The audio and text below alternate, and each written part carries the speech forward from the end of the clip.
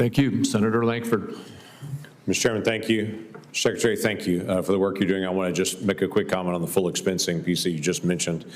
That's something I've worked on now for several years to get us to full expensing. That is fair tax policy to say to folks, if they're buying more equipment, if they're adding it in, if they're investing in their workers and more productivity, that should be able to not have to be depreciated out over years, that should be taken care of that year on it. So I appreciate your comments on that. I do want to switch subjects a little bit and talk a little bit about sanctions. Last year under the Biden administration, best we can tell, the Iranian regime sold about $90 billion in oil. $90 billion. That funded Hamas, that funded Hezbollah, that funded the Houthis, that continued to be able to equip the Russians with Iranian weapons to be able to attack the Ukrainians. This administration has been pretty clear on trying to be more aggressive on Iran because of their nuclear program. We've had a report come out just in the last 24 hours, the International Atomic Energy Agency, saying that Iran has about 900 pounds now of highly enriched uranium, and they seem to be not slowing down at all in their nuclear weapons program. What is your plan at this point for preventing Iran from advancing economically until they stop their nuclear weapons program?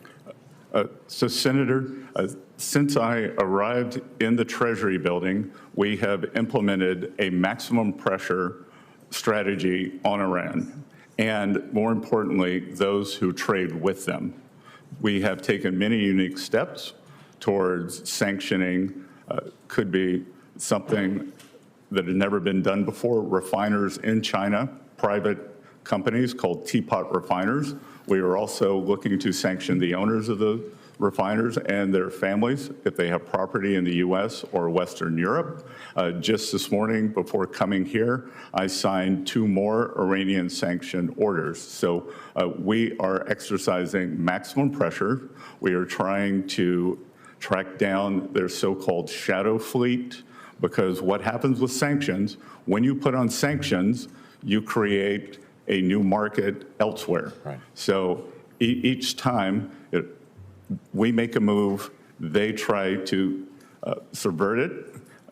Our allies in the Middle East, during my trip with the president there, I had substantial discussions with their finance ministries and central banks, and they have been very helpful in making sure that there is no leakage through other Middle Eastern banks, trading companies, or financial entities into the Iranian regime. Yeah.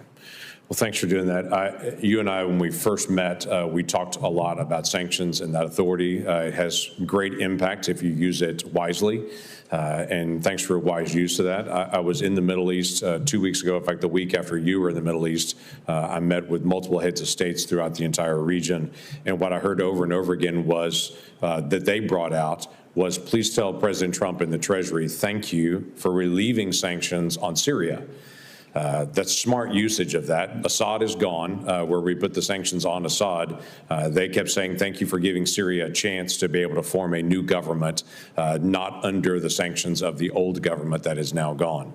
So I appreciate your smart use of sanctions there and the engagement of what President Trump chose to do on that. One other question about sanctions. You've started aggressively putting sanctions on individuals and family members that are connected to these violent Mexican cartels that are trafficking drugs, that are murdering Mexicans, that are leading to the death of Americans in the way they're pushing drugs into our country. You started engaging in that in a way that has not been done in the past to put pressure on these criminal organizations, which we've now listed as foreign terrorist organizations. Tell me a little bit about that and what the plan is now.